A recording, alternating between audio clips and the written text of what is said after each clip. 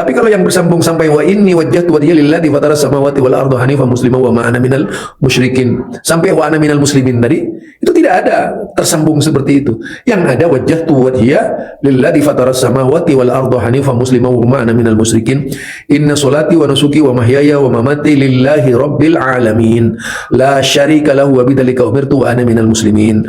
Allahumma antal maliku la ilaha illa anta rabbi wa ana abduka dhalamtu nafsi wa ataraftu bidambi faghfir lidzunubi jami'an la yaghfiru dzunuba illa anta.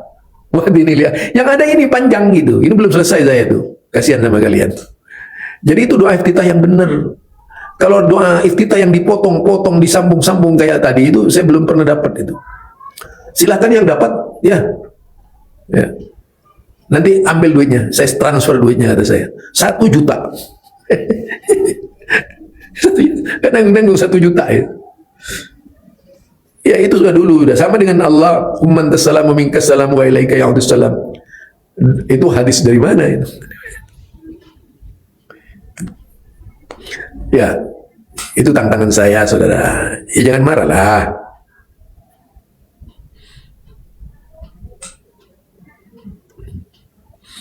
Lah sekarang saya ini bukan Khalid bahasa lama. Sekarang dengan saya aja. Coba baca. Gimana Anda membaca doa, membaca doa iftitah itu? Pasti salah Anda.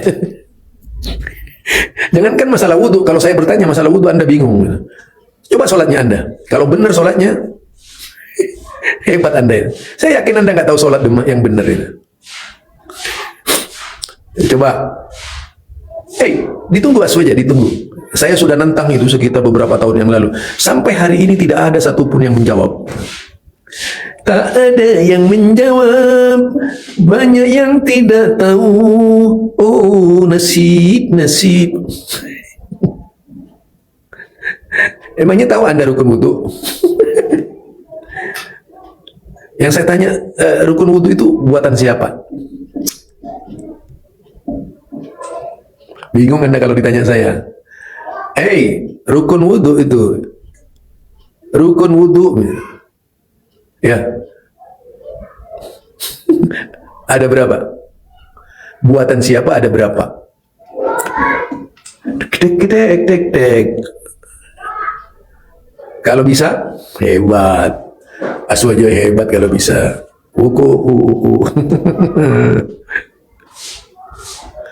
Waalaikumsalam warahmatullahi wabarakatuh. Iya, biar saja itu marah-marah itu si A itu. Si A ini tahu nggak, ngamuk itu di Facebook saya itu. Dia posting yang enggak, tapi nggak laku. Walaupun ada yang membantu nggak laku. Facebook saya dilawan. Anda datangi saja Facebook saya namanya itu fanpage ya. Syarah Himpunan Putusan Tarjah Muhammadiyah. Rame itu saya di situ saya. Gedek. Ya. Jadi di situ kalau kita berbincang-bincang berkaitan dengan salaf ya, pemahaman salaful ummah ya, berkaitan, coba kalau berkaitan dengan doa tadi itu, ayo doa, ayo. Waalaikumsalam Kisam. Marah-marah ini si A ngamuk ini, kau sunnah tayyah ya. Ngamuk si A ini, kenapa ngamuk ada.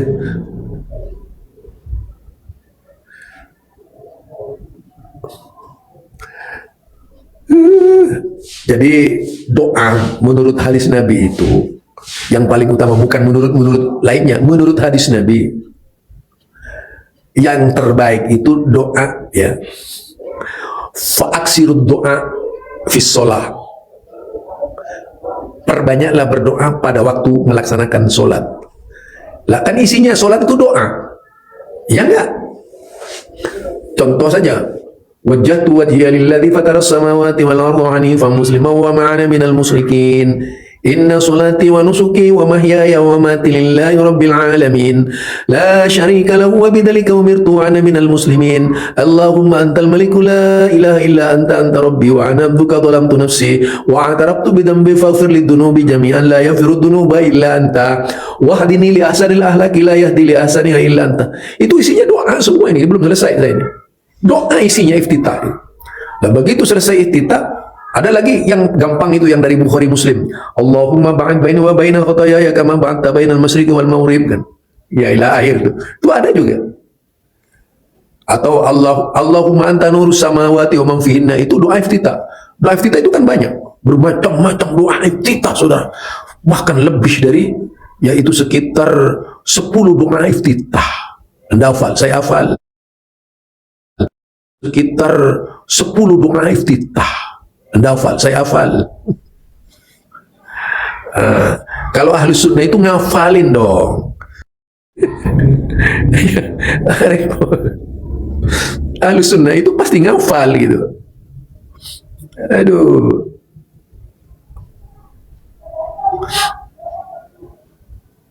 Iya, tapi dia kan mengatakan tidak. Saya kan tidak melarang ya. Dikatakan tidak mengapa kan. Labas kan begitu itu. Tidak mengapa.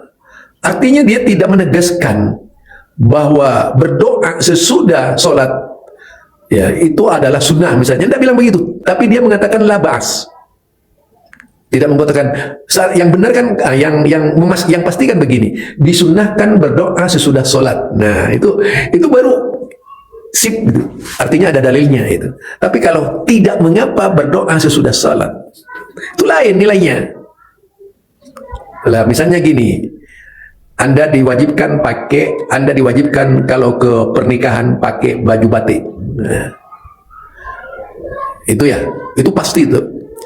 Nah, kalau kemudian kalimatnya tidak mengapa sih Anda pakai baju batik ke pengajian gitu. Nah, itu bahasanya lain sudah. Antara sunnah wajib dan tidak mengapa itu beda kalimatnya. Makanya dia mengatakan Syekh Khamis tidak mengapa berdoa setelah berdoa. Coba, bahkan ada alasan jika memang ada hajat. Artinya beliau kalau kembali kepada manhaj memang tidak ada doa waktu sholat. Ya tidak ada doa waktu sholat kecuali dikir-dikir yang diajarkan oleh Rasulullah tadi itu. Coba di mana lah anunya, coba salahnya kan tidak. Oke, itu ya.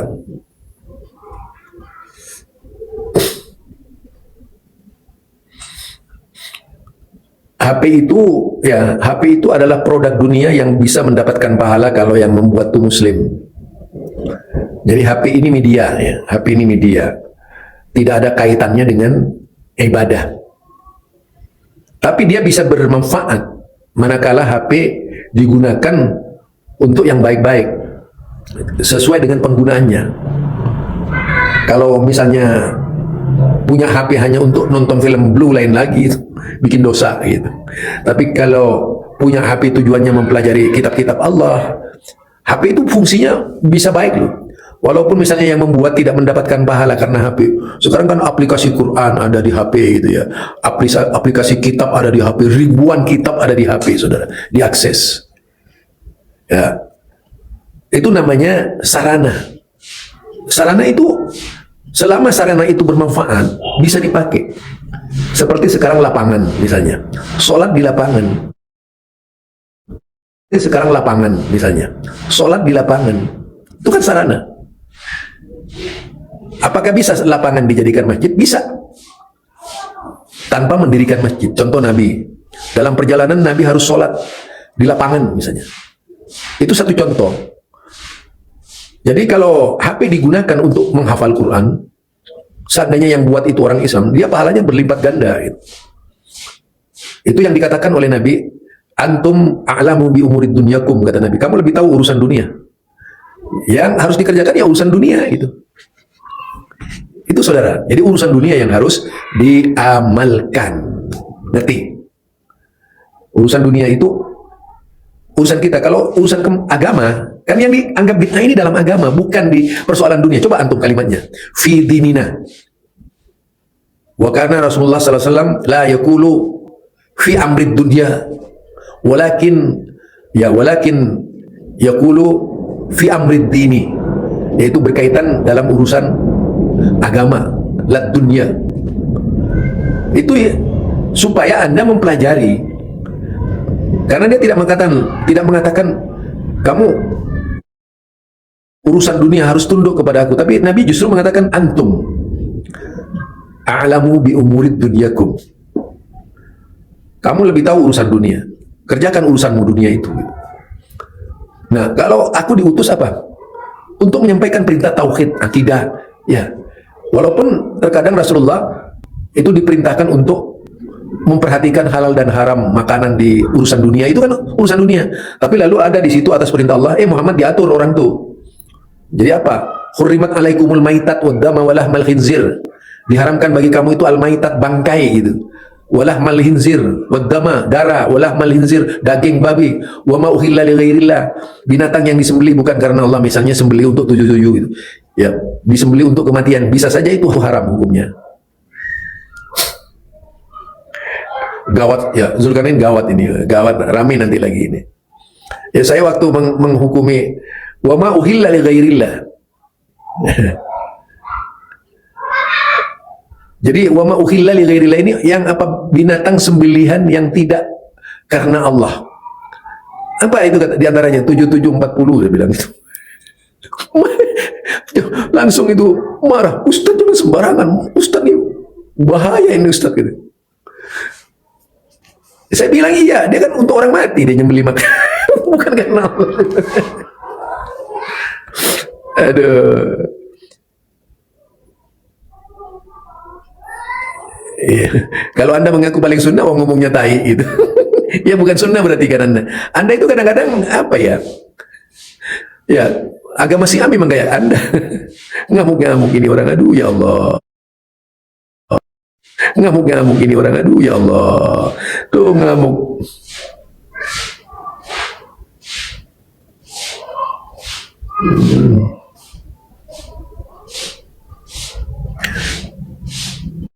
Tahu agama diam itu lebih baik gitu.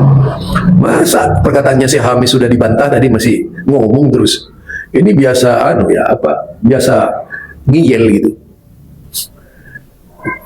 Ya, perkataannya si Hamis itu tidak berguna. Dulu pernah itu di perselisihan di zamannya Rasulullah, di zamannya Ibnu Abbas. Ketika Ibnu Abbas mengatakan qala Rasulullah sallallahu alaihi wasallam, dilawan qala Abu Bakar katanya. Lalu Ibnu Abbas marah, "Kamu ini gimana sih? Kok Rasulullah dilawan dengan Abu Bakar?" katanya. Sama dengan Anda. Rasulullah tidak pernah seperti itu, Anda bilang Syekh Hamis gitu ya. Manusia itu pasti ada salahnya. Yang tidak salah itu Nabi, ikuti Nabi lah. Lebih selamat gitu. Nggak usah ngamuk-ngamuk.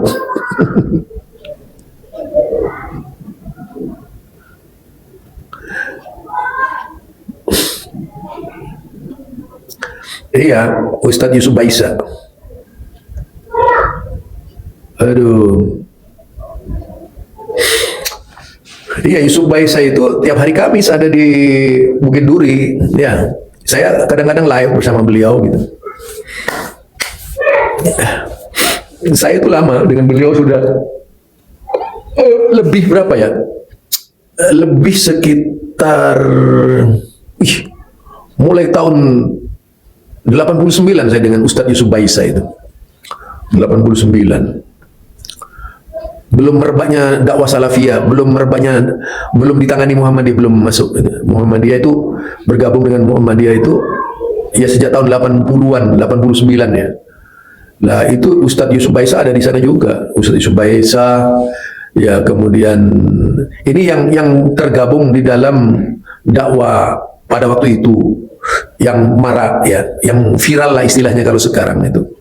Ustadz Yusuf Baisa itu masih banyak pertentangan antara Ustadz Yusuf Baisa dengan Ja'far Umar Talib gitu ya. Itu biasa, tapi itu kan teman itu. Ja'far Umar Talib teman itu, temannya Ustadz Yusuf Baisa. Cuman berbeda paham. Kalau Yusuf Baisa itu bukan dari Yaman. Ja'far Umar Talib itu Yaman, Semobil. Jadi bedanya di situ aja. Sama dengan Ustadz Zulkarnain Sanusi itu. Saya ketemu dengan Ustadz Zulkarnain Sanusi itu pada waktu pengajian di Surabaya. Silakan saja dicek ya. Ya, saya dengan Zulkarnain Sanusi baik sampai sekarang, tidak ada masalah, walaupun saling takdir, saya tetap saja dengan Ustadz Yusuf Baisa baik, dengan Ustadz Zulkarnain. Makanya saya pernah debat, Pak Nabi itu cingkrang, kenapa orang-orang itu rata-rata tidak cingkrang? Saya bilang, Nabi itu hidupnya di Mekah, kenapa Anda hidup di Indonesia? Iya, Nabi itu hidupnya di Mekah. Terus saya tanya lagi, Nabi itu hafal Quran, kamu udah hafal? Saya hafal Quran. Kalau cingkrang gampang, karek ngetok kata saya. Ya, kalau anu sunnah Rasul, Nabi hafal Quran enggak? Hafal kan? Berarti kalau ikut sunnah Rasul, hafal Quran. Jangan cingkrang tok, ya hafal apa? Ya sama poligami juga gitu, yang tadi diceritakan Mas Nadif itu. Nabi itu poligami setelah Khadijah meninggal. Apa mereka mau nunggu istri pertama meninggal? Kalau ingin persis loh, kalau ingin persis nunggu istri pertama meninggal. Nah, iya. Nggak mau juga kan? Ya biasa saja. Pokoknya yang dihalalkan syariat ya kita bilang halal, yang diharamkan kita bilang apa? Nggak usah sok suci sunnah Rasul. Saya punya banyak cerita. Abu Bakar itu dulu sering menghindari sunnah Rasul. Dulu Rasulullah itu kalau ada orang minta ya dikasih. Ketika era Abu Bakar bikin Baitul Mal, ketika ditanya ini zaman Rasulullah tidak ada, kata Abu Bakar, huwa Rasulullah, beliau itu Rasulullah, bahwa nggak dimanage ya negara tertib. Umar bikin pasukan itu diangkat negara. Kalau dulu zaman Nabi yang ikut perang bahaya, yang tidak perang namanya munafik. Era Umar tidak, militer itu ditunjuk, ya digaji pakai Diwanul Murtaziqah. Ketika ditanya kenapa ada kayak Rasulullah, huwa Rasulullah, mbok tidak tertib pun tetap negara stabil karena ada karismanya.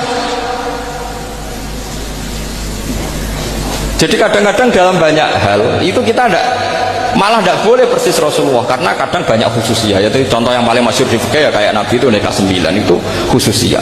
Dalam strategi juga sama. Dalam strategi memanage negara juga sama, banyak sahabat yang punya ide yang zaman Nabi itu tidak ada. Ketika ditanya kenapa tidak persis Nabi, katanya huwa Rasulullah. Ya Rasulullah itu meskipun seperti itu, meskipun tidak tertib secara rasional, tetap dikawal wahyu, makanya negara baik-baik saja. Kalau saya ini hanya Abu Bakar, kalau tidak ya repot. Umar ya sama, bikin Diwanul Murtaziqah. Utsman juga sama, di manage negara. Sayyidina Ali juga di manage. Kalau Nabi tidak. Orang Wahabi kalau dalil ya pakai hadis sahih Bukhari lah. Pengapesan orang NU itu hadis sahih. Jadi ya kasihan Imam Bukhari. Sebenarnya Imam Bukhari itu tidak milik mereka. Tapi gara-gara kita tidak baca Bukhari, mereka yang baca, seakan-akan mereka yang tahu hadis sahih, kita yang tidak tahu. Ini penting saya utarakan, sehingga saya masih punya rencana nanti baca Bukhari, karena ya supaya mereka tahu kalau Bukhari itu milik kita, tidak milik mereka, atau milik semua orang Islam. Akhirnya apa yang terjadi sekarang? Kita umatnya Rasulullah diadili oleh dawahnya Rasulullah sendiri. Saya sering ketemu mereka yang takfiri, bilang ini kafir Pak, hadisnya ini, hadisnya ini. Saya bilang gini, laukana Rasulullahi hayyan lama rodiya ayyufarraqa huwa wa ummati. Andaikan Nabi itu hidup, pasti tidak ridho beliau kamu pisahkan dengan umatnya. Kamu mengkafir-kafirkan orang lain berdasar hadisnya Kanjeng Nabi. Itu artinya kan apa? Nabi kamu pisahkan dengan umatnya berdalil dawuhnya Nabi sendiri. Kebayang nggak kamu memisahkan Badawi dari santrinya berdasar dawuh Badawi sendiri? Semua nabi, semua kiai, semua wali itu asadun nasi syafaqatan li ummatihim, orang yang sangat sayang kepada umatnya. Tapi sekarang ada tren orang dianggap kafir, artinya dianggap kafir itu dipisahkan dari Nabi justru oleh dawuh Nabi sendiri. Kebayang nggak Nabi kerso dipisahkan dari umatnya, padahal Nabi fi akhiri hayati ngendikan ummati. Bahkan yang maksiat saja kata Nabi masih ngendikan syafaati li ahlil kabair min ummati, nanti jatah syafaat saya tak kasihkan umat-umatku yang amalnya tidak karu-karuan, kira-kira gitu terjemahnya. Jadi betapa cintanya Nabi kepada umatnya, sampai yang ahlul ma'asi saja kata Nabi nanti mau saya syafaati, karena Nabi gak mau terpisah dari umatnya. Sekarang banyak hadis sahih yang justru dipakai sebagai alat pemisah bainahu wa baina ummati, antara Nabi dan umat.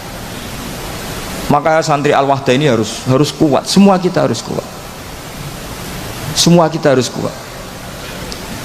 Caranya gimana? Ya ngaji tadi, ngaji pakai guru, Sekarang alhamdulillah kan banyak gus-gus besar yang misalnya jenengan gak menangi Said Muhammad, ada Gus Naji, ada Gus Ro'ub, ada Gus Kamil, ada Ali Akhwas, gak menangi Habib Zain.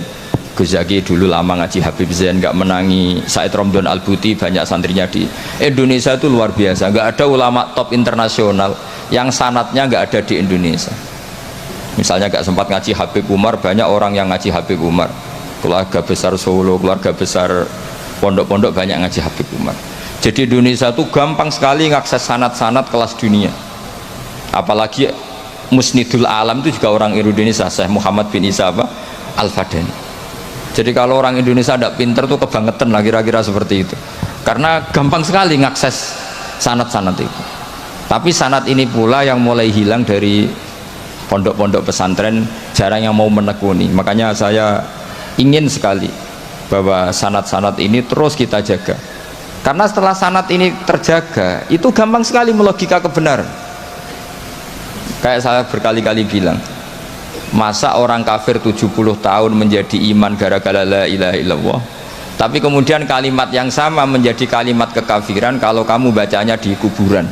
Jadi kalau orang NO tahlil itu kafir, jaluk kuburan. Itu kata Said Muhammad dulu kalau guyon masyhur itu. Mbok takoki sik, ndekne jaluk kuburan apa malah ndongakno kuburan. Padahal doanya kan malah Allahumma ighfir lahu wa'afi wa'fu anhu. Justru kuburan ini yang didoain, tapi mereka lihat dari jauh karena begini dikira kita minta kuburan. Padahal hakikatnya kita mendoakan yang ada di kuburan. Ini secara teori penelitian sudah gagal. Wong neliti saja tidak mau, observasi saja nggak mau. Coba kalau mereka neliti, ternyata mendoakan yang ada di kuburan, bukan minta kuburan. Semua orang NU misalnya kalau ziarah doanya gimana? Allahumma ighfir li sayhina, Allahumma ighfir li ummina, Allahumma ighfir li abina. Itu minta kuburan apa mendoakan mayit yang ada di kuburan? Mendoakan. Tapi mereka menuduh kafir, katanya kita minta sama kuburan karena melihatnya dari jauh. Karena begini dilihat dari jauh, oh minta kuburan kan gitu. Ini secara penelitian kan sudah kacau. Dan makanya saya minta sekali tradisikan tahqiq dan sanad-sanad yang mudah kita dapat, semoga diakses, dimuasalah secara baik, disambung secara baik. Ini penting saya utarakan supaya ekstremitas itu berkurang. Logika-logika yang dibangun ulama itu ngikuti riwayat. Agama itu ngikuti riwayat, bukan sekedar akal. Saya punya contoh ketika kitab Ihya menutup kitabnya, yaitu Imam Ghazali. Itu ada 2 orang. Ini di akhir kitab Rojak dan dipakai nutup kitab Ihya sebagai